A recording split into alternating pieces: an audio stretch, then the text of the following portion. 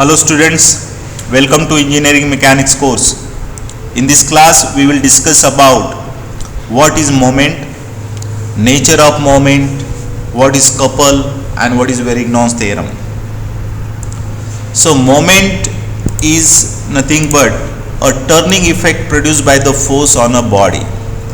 If you want to turn a body or if you want to bend a body, so that turning effect produced by the force is called as moment.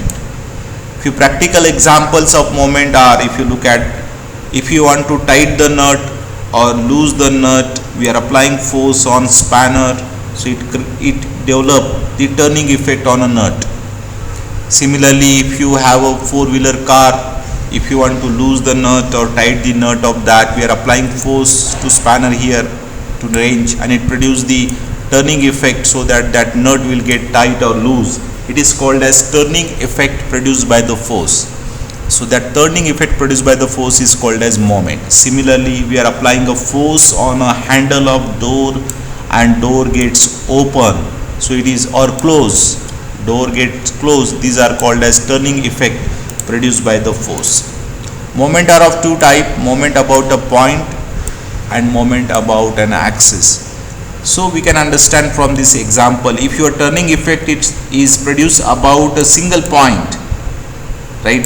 If you want to tighten the nut, loose the nut, so your effect of the force is about a point. It nut gets turned or tight about a point. So this is called as moment about a point. And if you open a door, if you apply a force to open a door, complete door is open about an vertical axis. Right? It is not only about a single point but about one vertical line that door gets open or closed. So this is called as moment about an axis. There is one more example of that 4-panel door. If you remember, normally it is found in the mall or hospitals, like this steel door we are identifying, gate. So this is about vertical axis. If you push one panel, okay, so this complete 4 panels will get turn and rotate. So we can enter into the hospital or mall. So this push type of force produce the turning effect, right? So this turning effect is about this complete vertical axis, right? So this is called as moment about an axis. Okay, now moment is calculated using the mathematical formula, that is m equal to F into d, where m equal to moment, F is equal to force, and d is equal to, it is small d, it is d is equal to perpendicular distance. Okay, if you want to understand this formula again, if you take the same example of that spanner, right, if you want to tighten the nut, so if you consider here that is a nut which you want to tie, so if you apply a force here F to tighten the nut, F here, now distance between this point where F is applied and the point where you want to produce the turning effect, the perpendicular distance between these 2 points is called as d. So moment, whatever turning effect produced at this point m, it is equal to what force is applied and at what distance it is applied. So F into d, it is called as moment. So this is mathematical formula to calculate the moment. One more thing you can understand from this example is, if I apply force here or here, which means if I increase the distance d, right, if I increase the distance d, the value of moment will increase. This represents that moment is always directly proportional to the perpendicular distance. If perpendicular distance is more, moment is more. And that is the reason why, if you remember, we are always applying the force at the end of the spanner if you want to tighten the nut or loose the nut, because we know that this is the maximum distance we can cover to develop the maximum moment to tighten the nut or loose the nut. So when distance is maximum, moment is maximum, and if distance is minimum, if you decrease the distance of F, the moment is decreased. And at the end, if you apply the force at the same point where the turning effect is to be produced, if you apply force here, what is value of d? D will be equal to 0. There is no distance between the point where we are taking the moment and the point where force is applied. In that case d is equal to 0 and therefore moment is equal to 0. So from this we understand one thing: if any force which is passing through the same point where we are taking moment, its moment is always equal to 0. Okay. Now what is unit of moment? It is if you look at the formula, force unit is Newton, and d, that is perpendicular distance, unit is either mm or meter, right? And force unit is Newton or kilonewton. So unit of moment is Newton mm or kilonewton meter or Newton meter. So it's like this is the unit of moment, right? And the point where we are taking moment of any force, that point is called as moment center, right? If you are taking moment here and if force is applied here, right, F, and this is perpendicular distance, so this point is called as a moment center, F into d. Okay. Now nature of moment are of two nature.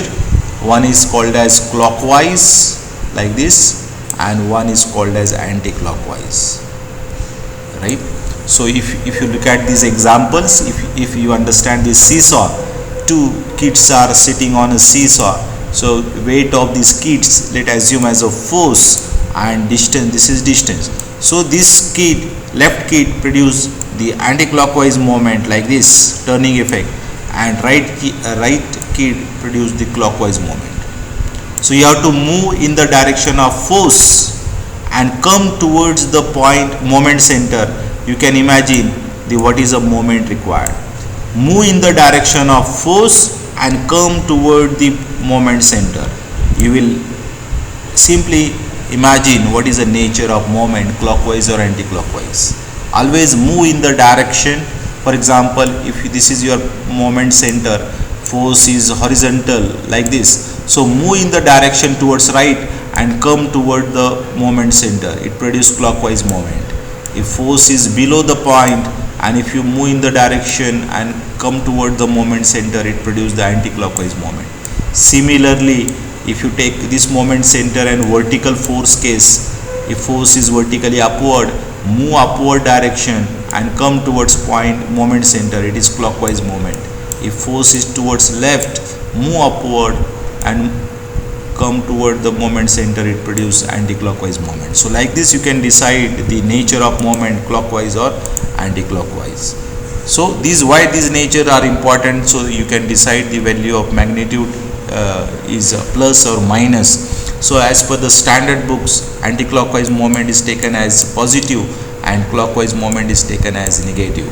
So anti-clockwise is plus and clockwise is minus.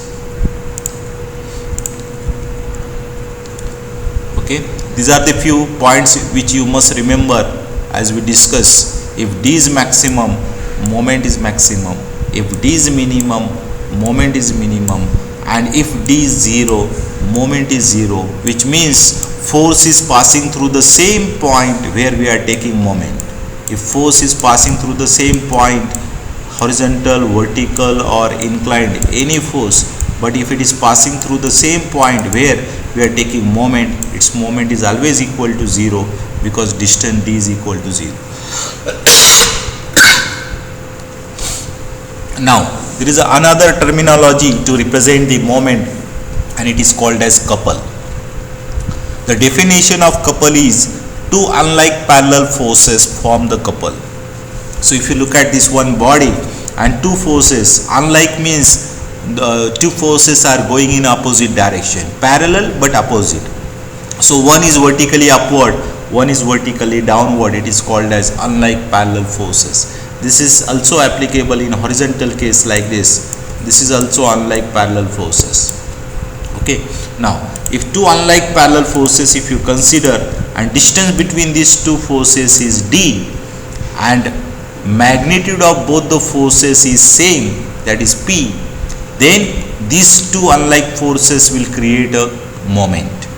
So if you look at this is going downward. So if you move downward like this and this is going upward, so if you move upward like this, so you can imagine the what kind of moment it produces. It is anti-clockwise moment. Like this, in the direction of forces you move and rotate, you will imagine what is the nature of moment. This is anti-clockwise. So two unlike parallel forces form the couple, but conditional is magnitude of both the forces must be same, and D is a lever arm. It is called as lever arm or perpendicular distance. So what is that value of moment these two forces produce anti-clockwise?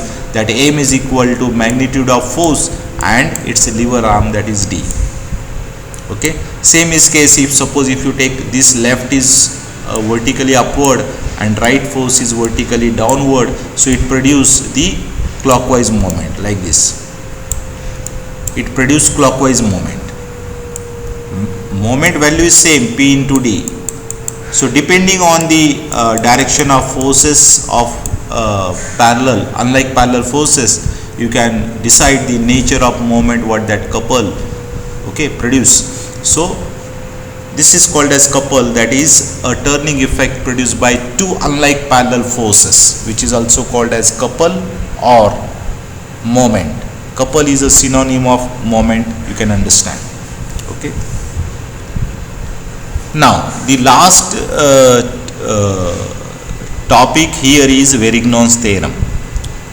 What for it is used, that we'll discuss in the next class when we'll discuss about the resultant of non-concurrent force system. So Varignon's theorem states that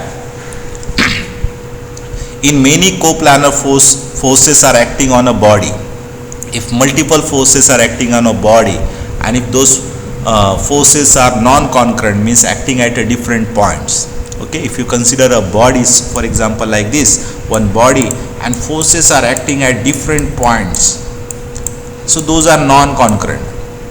Now if you find out moment of all these forces about any point on the body, if you choose one point, for example this point, and if you find out what is a moment developed by all these forces on this point, so if you take algebraic sum of all these forces, so algebraic sum of moment of all the forces about a point is always equal to the moment of their resultant, right? So instead of these all multiple forces, if you replace it by one single force, that is resultant.